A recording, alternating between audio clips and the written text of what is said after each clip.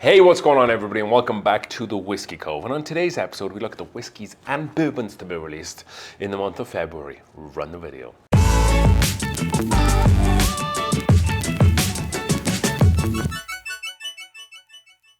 All right then folks, thank you for joining us for another new and exciting episode here on the Whiskey Cove, where we will be looking at the newest whiskies to be released in the month of February. And as always, sometimes that can be a little delayed. Maybe go back and watch January and December, and there might be some whiskey that is coming out this month from some of those episodes. With that being said, if you don't already know, thank you to all the new subscribers we've had on the channel recently. This is a big episode that we do every month, and this month we're going to be doing a part 2 because there's a lot of hitters coming out in February. But with that being said, to celebrate my 10,000 subscribers when I get them, we are doing a massive giveaway. So between now and when I hit 10,000, we will be announcing a bottle every 500 subscribers. For 7,500, and to start it off with a bang, we have chosen Old Rip Van Winkle. So how can you win this bottle and maybe some other bottles? Well, first off, you need to be a subscriber, and secondly, after this video, go down below in the description, go over to the Whiskey Cove's website, and then go and submit your ticket. Like I said, you have to be a subscriber. When we do the draw, we'll be doing a live stream. You don't have to be on the live stream, you just need to enter your ticket. But then when we're doing calling people up, just make sure that you have subscribed to the channel. So if you want to win this bottle, and then we'll announce the next one at 8,000, 8,500, and so on and so forth. So what you need to do, be a subscriber, go up to the top on the right hand side, hit that bell icon so you know which bottles are dropping when. With that being said, for today's episode, bottle number 1 that is being released this month, and that is a big one from the Jack Daniel's distillery. That is Jack Daniel's 14. So Jack Daniel's has been putting out the 10-year Tennessee whiskey. They put out the 12 last year, and they are back with another banger because it is going to be 14. But it's not going to be like the other two, because this is going to be coming in at barrel proof. So when Chris Fletcher was talking a little bit about this next step for Jack Daniel's, when he was talking about the 10-year, he also mentioned that way back when Jack Daniel's used to have age statements all the way up to like 25 years old, and they wanted to try to replicate that as best they can. So that's why we are seeing this new release 14, and we'll probably see them go up in the years as time goes by. So bottled at barrel proof, so there's going to be a little bit of difference between different bottles and the barrel proof numbers in terms of ABV and proof. Think like the Tennessee whiskeys, the barrel proof ones, they kind of vary a lot in ABV. However, from the research I was doing, I suspect these to be a little bit lower than that, between 120 and 130 proof, or 60 to 65% ABV is where you're probably going to be expecting the vast majority of these to fall into. So much like every other Jack Daniel's bottle, because Jack Daniel's only do Tennessee whiskey, they do a rye as well, but they don't do bourbon, is what I'm trying to say. So the difference between Tennessee whiskey and bourbon is that Tennessee whiskey does everything that bourbon does, but then adds one extra step, the Lincoln County charcoal filtering process, where they charcoal filter it through maple wood, and then they kind of let it drip through, and it gives it that quintessential Tennessee whiskey taste. So much like most of the other Jack Daniel's, this is going to be 80% corn, 12% malted barley, and 8% rye, with a price tag of $130 to around $150. So obviously it depends on where you live. Location, stores will vary with price. There is one thing to take of note. This is going to be a 700 milliliter bottle. So when the US are now able to ship much more bourbon to the EU, the American government allowed US distilleries to sell 700 milliliter bottles in the US if you ship it abroad as well. So Brown-Forman Brown-Forman is the head of Jack Daniel's, Woodford Reserve, Old Forest, that owns those distilleries, are one of the biggest brands to really be pushing these 700 milliliter bottles. So we've seen the whiskey reduction a little bit and the price go up, but that's okay. This is a 14-year-old whiskey after all, and at barrel proof. If we think of something coming close, like a Russell's 15 for like $300. So this is okay. This is priced very competitively from the market. If you can find it, it has maybe been shipped out to some select locations already. Expect that to ramp up in the next 30 days. So keep your eyes peeled and definitely cash in some of those favors with those liquor stores, because this is going to be a bottle that you do not want to miss. I'm still looking for the batch 12, mind you, but the 10, very, very good. Moving on, bottle number 2, and that's going to be Penelope. Penelope have been on this little like rebrand lately. A lot of their labels have been changing. They've been putting out a lot of new stuff, but they are bringing out and they're revisiting some releases that they did for the last couple of years where they were distilling and producing and bringing out light whiskey.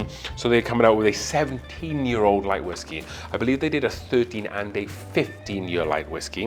What is light whiskey? So light whiskey is 99% corn, 1% malted barley. So why can't it be called a bourbon? Well, they do not use first fill oak barrels. So what they do is they get used oak barrels or second fill oak barrels from bourbon, more than likely, and then they use that. So for it to be called a bourbon, it needs to be a brand new charred American oak barrel, which light whiskey is not. So that's why where you get the higher aged light whiskey, it doesn't have as many oak tannins as a bourbon note because it's not that new fresh oak barrel. So this is going to be coming in at a whopping 138.8 proof or 69.4% ABV. So oh so close to hazmat. And a lot of this light whiskey that tends to come out of MGP is pretty high in ABV. Copper Sky Distillery here in Colorado sources light whiskey, and that can sometimes be, when they were out, can sometimes be hazmat or just below. Obtainium can sometimes be hazmat or just below. So anybody who puts out light whiskey that has been distilled in Indiana is coming from the same place, and it's usually pretty high on the ABV spectrum. Like I said, this is going to be aged in second fill oak barrels, and there's going to be 5,000 cases of this stuff released, where each case having 6 bottles in. So 30,000 bottles is going to be put out here.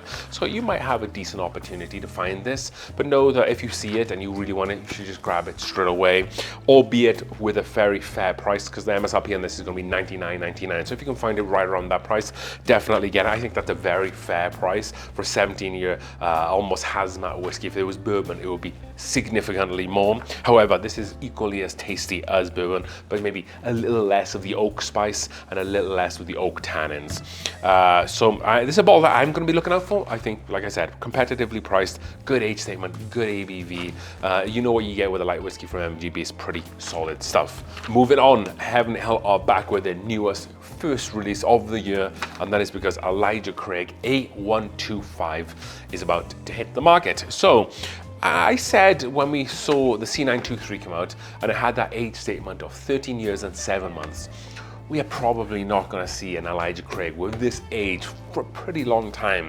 And I think that has held pretty true, because since then, nothing has really gotten to that 13-year age mark again. And neither will this one, because this is going to be coming in at 10 years and 7 months. So in terms of the private barrels that we see a lot of, they seem to be 8, 9, and 10 years. So this is a little higher than that, if you like. So I would prefer this to be 60% ABV or 120 proof or above. This isn't. Again, falling a little short, 59.1% ABV or 118.2 proof. So again, I would really like to see Elijah Craig make a little bit of an effort, or Heaven Hill, and try to really put out an Elijah Craig barrel proof that is like 66% ABV, 67, 68, 69.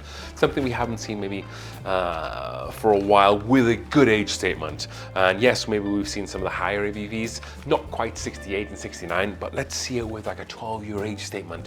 I think that's what we really would like to see. Mash bill on this is going to be 78% corn, 12% malted barley, and then 10% rye. Last year and the year before that, we saw a massive influx of Elijah Craig private barrels, so like the single barrel store picks. And I've been seeing a lot of stores, these bottles haven't really been moving as much.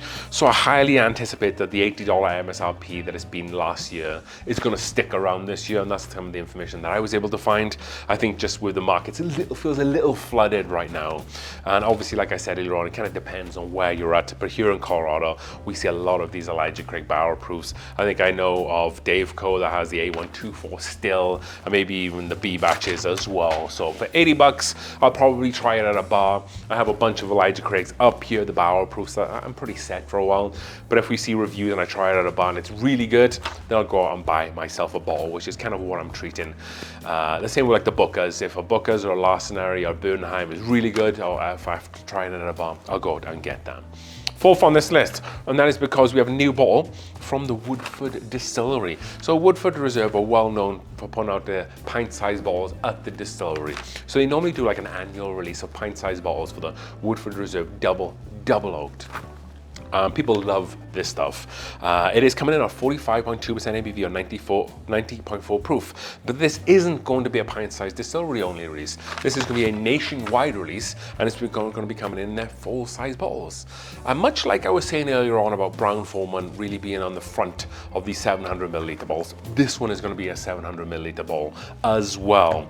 Like I said, 45.2% ABV. That's kind of what you expect from double oaked whiskey. Of course, this is double oaked. So you kind of want to maybe watch the oak tannins, because if you get up there a little bit more in ABV, you can kind of get a really over oaked whiskey. So I haven't tried Woodford Reserve double oaked, and I probably wouldn't, because the MSRP on this bottle is going to be $199.99, which is really high.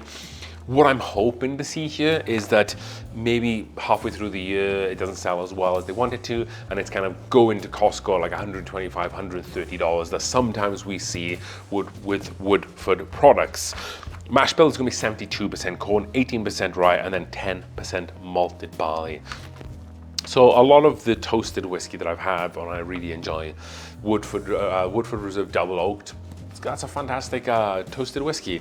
That sits around $50, $60. The Old Forester 1910, same sort of price. Elijah Craig toasted, same sort of price. But I don't really know how many distilleries are making a double oaked. I think off the top of my head, Woodford maybe are the only ones of the big ones. So if you're someone who really enjoys double oaked products and want to take the next step, then maybe you might want to pay $200. Even if you see this at the bar, it's probably going to set you back like $30, maybe even $40. So I probably wouldn't spend that much money on it. So let's just kind of wait and see. Let's see if it drops down in price. We'll kind of see where it settles. But those who like this Woodford Reserve double oaked really like it. So expect maybe for it to not come down in price. Next up, and we have a new release from the World Whiskey Society. So they are bringing out a 20-year-old family reserve bourbon. Quite the age statement there. So the article that I read goes on to say that this bottle is aged for 20 years at a renowned Kentucky distillery. They didn't release the information of what the distillery was. That was just the verbiage, a renowned Kentucky distillery. So it does tell us the mash bill, and with that information, I was able to try to whittle it down to two. So the mash bill on this is going to be 74% corn, 18% rye, and then 8% malted barley.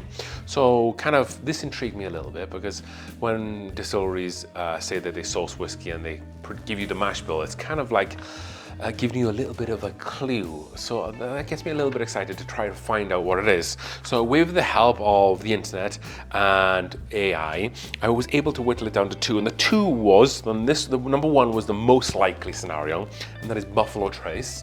Second was Evan Williams distillate made by Heaven Hill. So it's either going to be Buffalo Trace or Heaven Hill, but specifically Evan Williams. Both of them would be pretty good. So a 20-year-old bourbon, made by either Buffalo Trace or Evan Williams. On the front of it, that sounds awesome. How much is it going to cost you? Well, it's going to cost you $1,500, which is wild. This is kind of like the Michter's level, where we see like Michter's 20-year come out. There's way too much money for whiskey, and one of the things that I talked about for my kind of projections for the year is that, this was a video that I did right at the beginning of the year, is that we'll probably see people stop buying these like $1,000, $2,000, $3,000 bottles of whiskey, because it's just not worth it. It doesn't make any sense whatsoever. There's a store really close to me that is sitting on a bottle of Weller Millennium for $7,500, and it's on sale for $7,500. No one's gonna buy it. Multiple times I'll go in different whiskey stores and I'll see that Woodford Reserve Baccarat, I believe it's called, which is like $1,500, $2,000. No one wants to buy it. I'm seeing a lot of Whistle Pig, Boss Hogs sitting on shelves. I think this is the year that a lot of people are just gonna push off these crazy amounts of money. However, $1,500, you are going to get maybe something from Buffalo Trace or Evan Williams, but what can you get from those two distilleries, similar age? So from Buffalo Trace, you probably can get Eagle Rare 19, right? From last year from last year, the year before, it was like a 19-year-old bourbon. Or for the double Eagle Rare, the double Eagle Rare came in, or the double Eagle Rare, I should say. I'm too used to saying the Woodford Reserve double out. I feel like I'm in and out trying to order a burger right now, the double.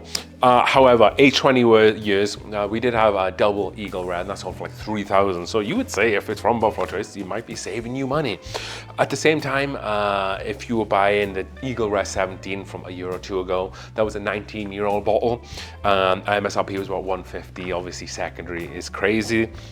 What does Evan Williams have? So Evan Williams have, I think, the Evan Williams 23, and I think they did a 20 release as well. That costs around $400. Yes, we're talking super allocated whiskey. So if you see the World Whiskey Society and you want a little bit of a taste for that, you don't mind spending $1,500, each to their own, I guess, then this might be the bottle for you. So if you see it, maybe get it, and maybe not. Whatever's in your budget, whatever you have for your whiskey goals.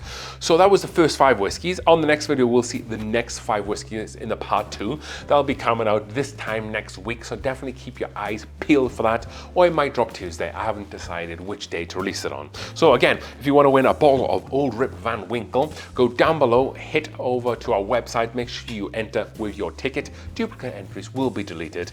Make sure you are a subscriber, because the last thing I want to see is when I call someone up to let them know they've won this awesome bottle with maybe some other bottles that they can't get it because they're not a subscriber.